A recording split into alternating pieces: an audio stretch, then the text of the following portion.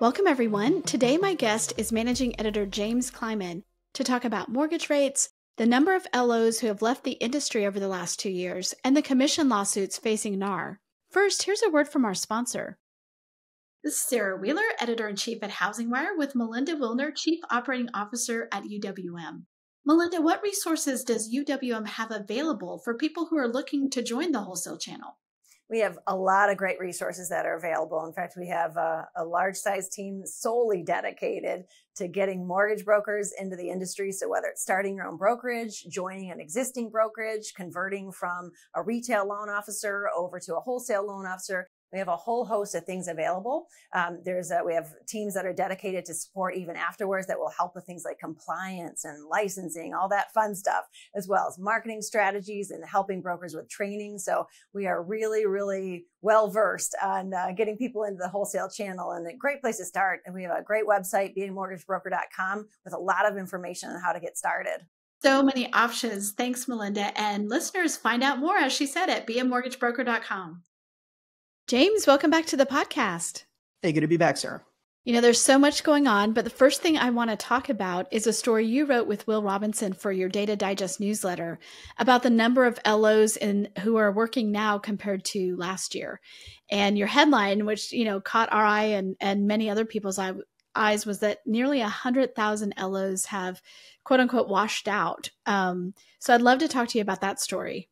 Yeah, so we've been working with Ingenious, Jeff Walton, and a couple other excellent data scientists and long-time mortgage industry pros, and they were able to put together a really interesting data set for us, which was twofold, really. We wanted to look at, one, how are different channels doing based on really the time period of the Fed rate hikes, right? So you think about kind of late Q1 2022, a lot of it didn't really start spiking dramatically until that second quarter of 2022.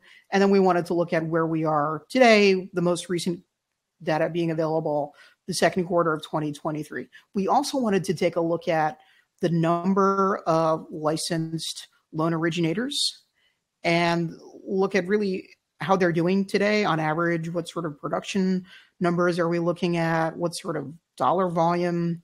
And also look back all the way to 2019 so we can see what was sort of a normal look in 2019 pre-pandemic, right? Because we know that there was a massive spike caused by the Fed dropping interest rates to near zero. And so what we found was the all-time high, should be no surprise to anyone, is in 2021. Really, the second and third quarters were just absolute bonanzas for loan originators. And the statistics bear out that over a single quarter, an LO in really mid-2021 would be producing around 20 to 22 units per quarter, right? And they'd be looking at dollar volume of around almost $7 million.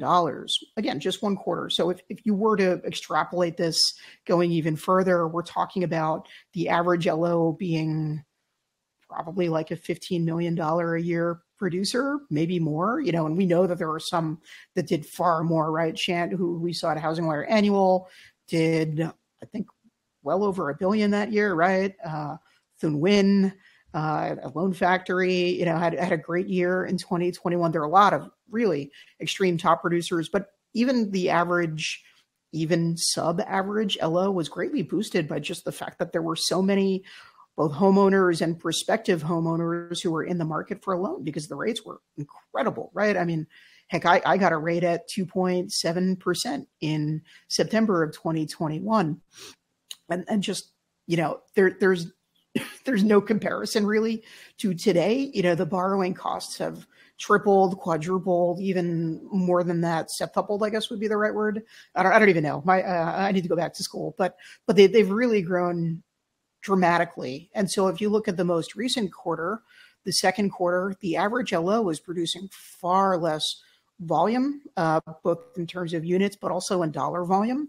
And the major shift here is twofold again, which is today, if you have made it to the second quarter of 2023, you're probably going, my guess is that you're probably going to make it, because if you look at your competitors, almost 100,000 LOs, about 92,000 have washed out since 2021. And there just aren't that many LOs who can withstand a huge decline in available customers over the course of more than a year. You know, we're talking a year and a half at least, right? And maybe some of them could do it for the first couple months when rates really started to push into the high fives, maybe the low sixes. But we also know from consumer data that there's a lot of people in the marketplace who see the magic number as being 5.5, maybe 6. And we haven't seen those rates in quite some time. You know, we even look back to where we were a year ago when the rates were close to 7, right?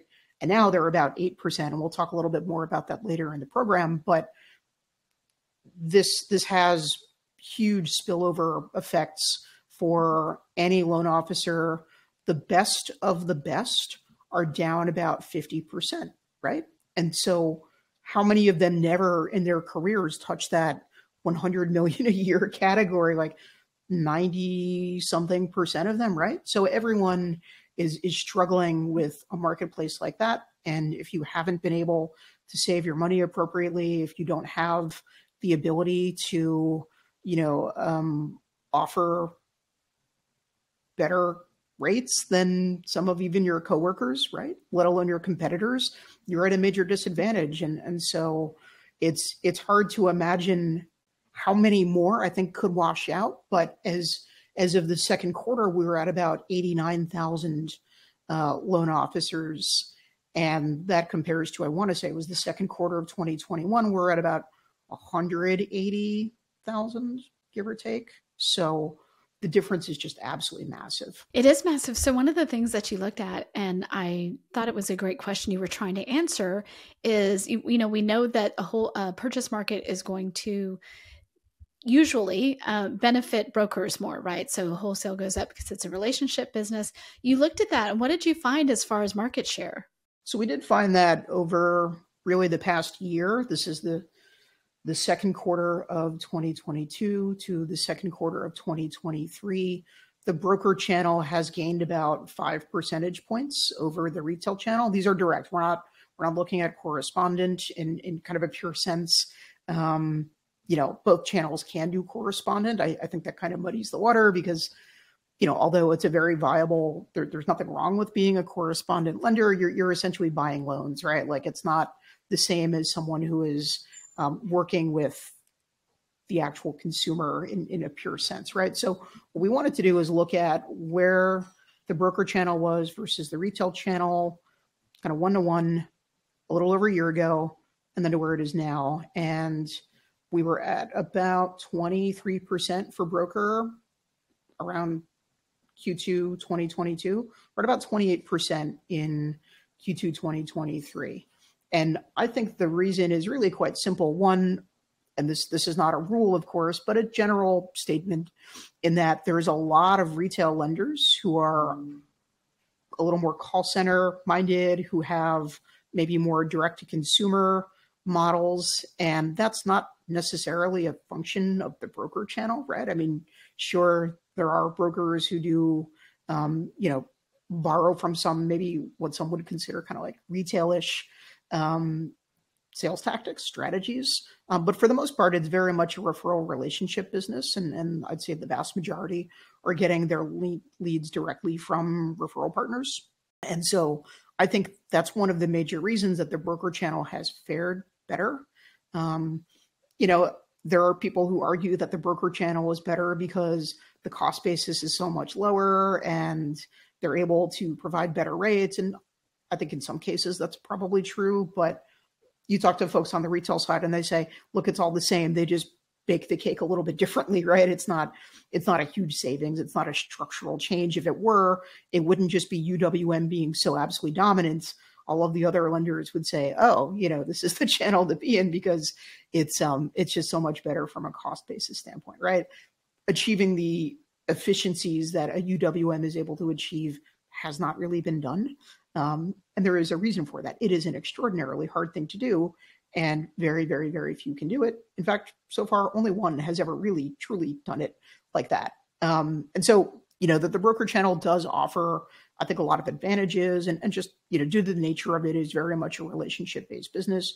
So if we are to see a market that is similar, broadly similar to where we are now in 2023, rates in the 6s, 7s, 8s, hopefully no further than that. God, I can't imagine what that would look like. But let's say it's similar in 2024. I think there's a pretty decent chance that the broker channel would continue to pick up a couple extra points. But I also want to caution that even though they are gaining some ground on retail, we're still talking like, 75-25. Retail is still the absolute dominant channel in mortgage, and will continue to be for quite some time. It's not going to change the paradigm, but I do think the brokers have some structural advantages in a marketplace like this. It's so wild because we know that new home sales, right? So the lenders who are associated with builders, they're having, a banner year compared to what they, their usual market share is so much smaller. It's just that there are so few existing homes for sale. And so, as a percentage, the new home sales look like, wow, this is so many, but it's like, it's not that much more than normal. It's just that there's so few existing homes. Yeah, that's true. The Lennar mortgage arms, the DHI, from D.R. Horton, and there are a bunch of others that are essentially either joint ventures or just literally lending arms that are controlled by a home builder. They have the ability to change the margins like an IMB or a bank just don't have the ability to do. No independent mortgage bank is looking at the at the term sheet and saying, you know what, we're going to go for 4.75, even though rates otherwise are in the 7s. They would be so far underwater. And keep in mind, even in the second quarter, despite being better than the first quarter, the average independent mortgage bank that was in retail still lost $500 something per loan. So they don't have the kind of wiggle room. A home builder is looking at the economics and saying, look, we probably have a pretty stable market for a couple of years, because it's just, it's hard to envision a lot more inventory hitting, right? And so if we take a 20% margin instead of a 30% margin by offering either, say, let's say for argument's sake, like $15,000 or $20,000 or custom finishes, or we just buy down the rate, right? And these are permanent buy downs. We're not, some of them do just temporary, like, or, 2-for-1 buy downs, or there are all kinds of ways that they can do it. But a lot of them are just looking at the raw economics and saying, we have a pretty captive user base right here, right? There's just not a lot of competition from existing homes. We want to keep our capture rate in the 80s and the 90s. And the most sensible way to do that is to help with the financing, right? It's to buy down that rate, sometimes 2.5, 3 points. And there's a decent chance that rates don't even get down to, in the example that I just submitted, what, 4.25% you would need for that to be an incentive to even refi out of it. So it's just, it's not something an IMB can compete with. And so the enemy for the independent mortgage bank is really just existing home sales. And unless you see, I think, two scenarios: one, rates get so crazy, and we also have that paired with big job losses, economic crisis for the average American who can't wiggle out of it and decides to sell, or, some other major event, it's going to be pretty tough. I don't see rates coming down dramatically, so you're not going to get any new home sale business. Like, it's just not a thing that the average LO or IMB is going to achieve. So you have to target the existing home sales market, and that's very slow in almost every single community in America. There are, a handful in which you're even approaching kind of normal 2018, 2019 levels. So the pie has gotten smaller for everyone. Yes, that's a great point. We're going to talk about those 8% mortgage rates here in a second, but I was just going to add on, you and I had a conversation at our HousingWire annual about the fact that I had talked to a builder around here locally, and not only were they giving $15,000 off, they weren't buying down the rate, but they were giving $15,000 off. They were also offering a free refi for the next 18 months. So, that's a pretty good deal. You're like, okay, well, if I get in at this really high rate and you're going to pay for a refi in the next 18 months, good bet that there's going to be something, I want to refi into in the next 18 months. So, I mean, that's just a huge advantage. Yeah. And to your point, it's not like the builders are the only ones doing this. Now, this isn't specific to new home sales, but in the existing sales market, there are a lot of big IMBs that are looking at it and saying, okay, if you're going to be taking a 7.2% rate, just for argument's sake, we'll give you a free refi, in the next X number of years. And there are always a couple asterisks, and, terms and conditions may vary, but they're looking to make certain that they get that origination in now, rather than worry about what the sales market might look like in, let's say, 2 years, maybe, whatever the time period might be. I don't know, all the intricacies of the finances of every IMB, but they're really prioritizing now over tomorrow. And I think just given how dire a lot of the lending climate has been over the last year to 18 months, it's the only sensible approach for a lot of them, which is sad. It is sad because, I mean, it's not even like in that case, I know there's not just like huge volume right now. So you just think, cutting off, some future thing. But if you're not around in the future, it's not going to matter. So I think one of the things Marina Walsh said to me from the MBA at MBA Annual was, she's heard the phrase survive till 25. I was like, dang, that's so rough.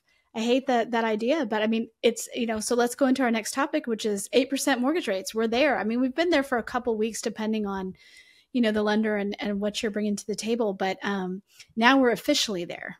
Yeah. So on Mortgage News Daily, the rate on Wednesday hit 8.03%.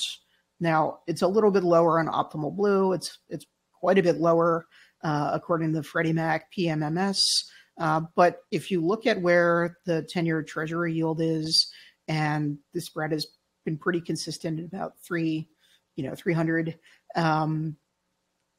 it tracks, right? So that's a big, scary number, I think, for borrowers. The material difference for a prospective borrower between 7.92%, which is, I think, what it was last week, versus 8% yesterday, today, is not actually that significant. We're talking probably a couple dollars per month.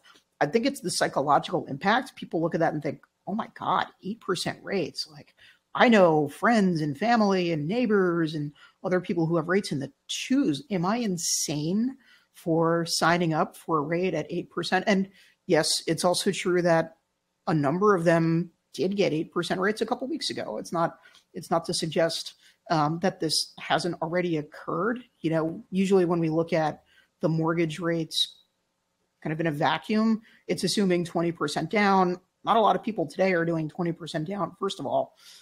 It's also assuming pristine credit, in the upper sevens, maybe even higher in some cases. The practical advice would be, we've been at 8, for a little while now.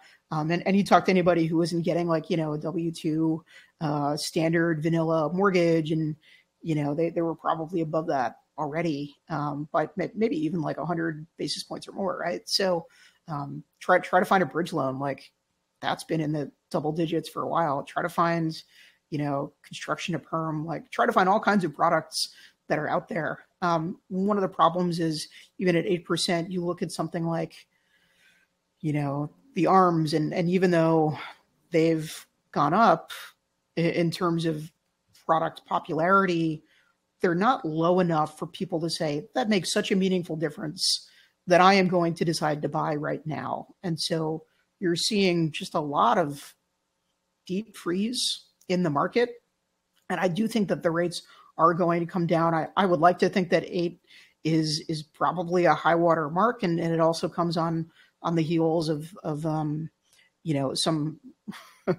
some word from Fed governors that they might keep monetary policy tight for quite some time, and even tighter than now. So That's certainly going to shake the bond market a little bit, and it's going to create even more uncertainty, even though I think the consensus generally is that the rate hikes at least appear to be done for now. But again, it's just the fact that so few people have a crystal ball. And you may remember this, Sarah. I feel like so long ago, we talked about the possibility, it might have been in early 2022, that we might see 7% rates. And I think at the time we're like, yeah, I guess it's possible. Like it could probably happen. I mean, there are all kinds of reasons that economists and people much more fluent in monetary policy than us have conjured to determine that this is a very real possibility. But I think at the time, the expectation, a lot of the forecasting was, yeah, maybe, but probably not, right? Like we'll probably get to the high sixes, and then it'll peter down. We'll reach kind of a norm, and maybe the mid sixes, maybe even the low sixes, and the market will be a little bit down. It'll be bumpy. It'll be tricky, but it won't. I don't want to use the word collapse, but it won't completely,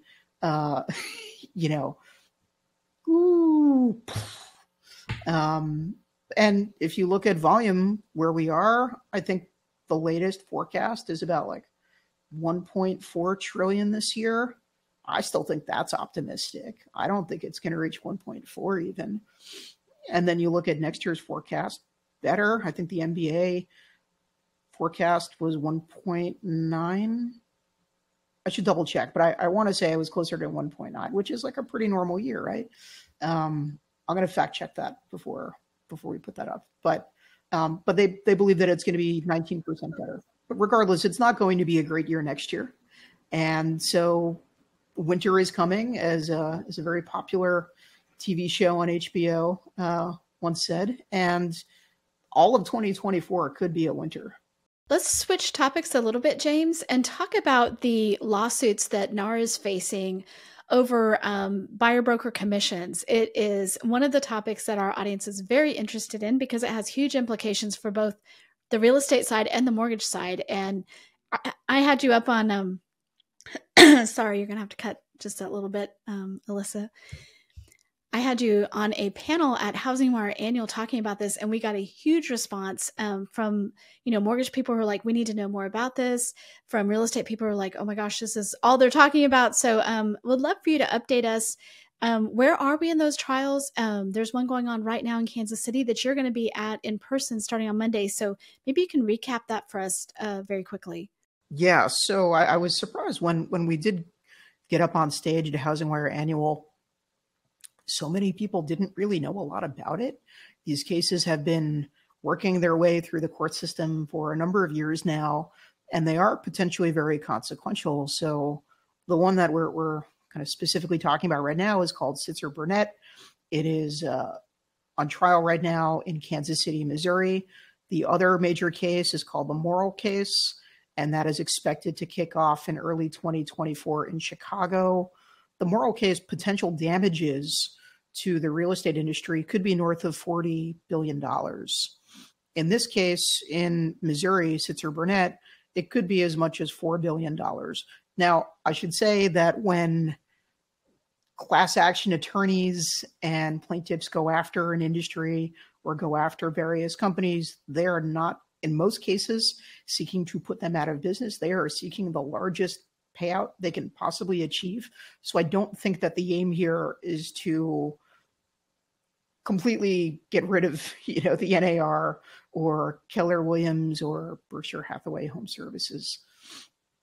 So the cases are really primarily centered on the rules that govern commissions and the way, and I'll simplify it because there's a little bit more complexity than I want to get into here, but generally how it works is, let's say I am the home seller. Sarah, you're my agent. You and I are going to have a discussion, and you are going to say, here's what I normally charge for commissions. Are you comfortable, James, doing a 6% commission, which is very bog standard and has kind of been the standard in America for a very long time now? And in most cases, in almost every case, I will just say yes. We will not negotiate those commissions down. I could say, no, we'll do 2%. Now, you would probably, as the agent, say, yeah, I'm not going to do that. I'm not going to work for that little money. But maybe you'll agree to say 5%, right? For argument's sake. And in most cases, a buyer is going to have their own real estate agent, and you are going to, if a deal is struck, you are going to hand over basically half of that commission to the buy-side agent. One of the advantages of a system like this is that the buyer doesn't have to front load that money. The buyer, depending on one's definition, isn't paying for that service. Now, the argument I think that a lot of good lawyers would say is that it is being made. It's part of the cost of the house. You're buying the house, you're paying for the services of procuring the house. And so the buyer is, in fact, paying for those services. But in a very pure sense, it is the selling agent who is compensating the buying agent. And that is largely because there are rules by the NAR that mandate it if one is going to use the MLS. And so the plaintiffs are essentially arguing that sellers are subsidizing the buyers, and they should potentially dislocate the practice whereby the seller has to compensate the buyer's representation, that the buyer should pay for their own representation. And if that were to happen, I think one would very clearly see that suddenly the buyer would then have to pay for their own agent, right? And that might be $6,000, $7,000. It could be, far more depending on the sale of the home.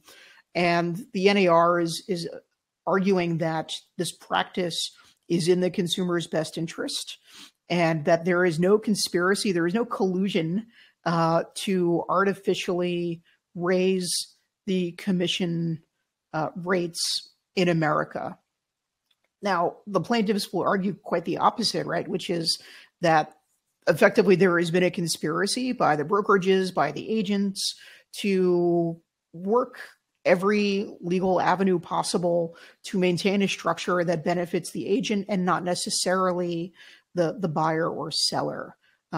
They argue that commissions are significantly higher in the U.S. than any other country, that they're tied to the price of the home. And so every agent, is advantaged when the home sells for more, right? Because it's all baked into, the commissions are baked into the sale price, right? On the buy side. And so there are also allegations from the plaintiffs of steering, that agents will not show houses in which the buy side, there's a lower, let's see, some flat fee brokerages or others that have lower commission rates, because they're trying to maintain what they believe is the appropriate compensation level for the work provided. And so that case is ongoing right now in Kansas City. It kicked off a couple days ago. And over the first few days of the trial, really, it's been a lot of video depositions from industry leaders such as Gary Keller, Gino Blafari, Bob Goldberg of the NAR. And the plaintiffs are basically trying to argue that that you are trying to keep these commissions as high as possible, and doing so is a violation of federal antitrust law.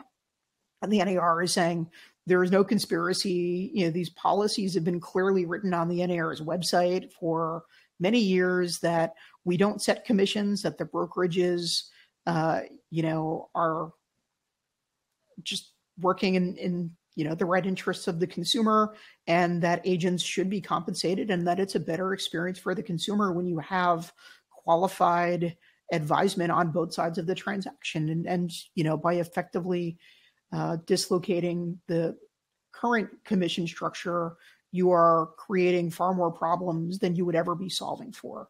So this is a very consequential case. It's probably going to go on for a couple more weeks. I'll be in Kansas City next week.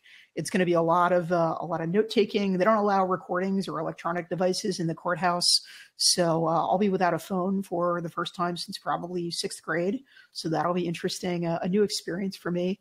And then we'll be doing podcasts and recaps, and really just trying to get down to the bottom of the arguments and really get a sense of what happens, right? one other major factor, I know we're short on time here, Sarah, is that the Department of Justice has taken a huge amount of interest in these cases.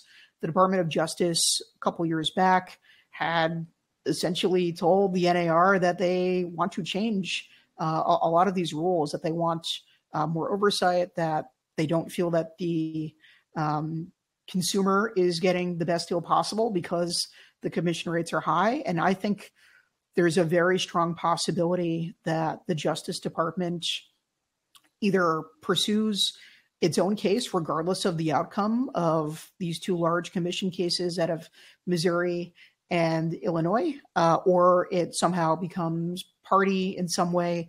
They've already weighed in on the third case that does not involve the NAR. It's called No Select out of Boston in Massachusetts.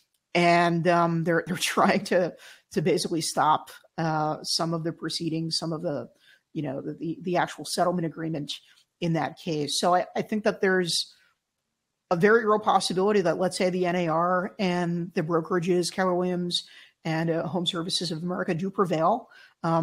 There are other potential classes that could be brought. It could be brought in almost any other state.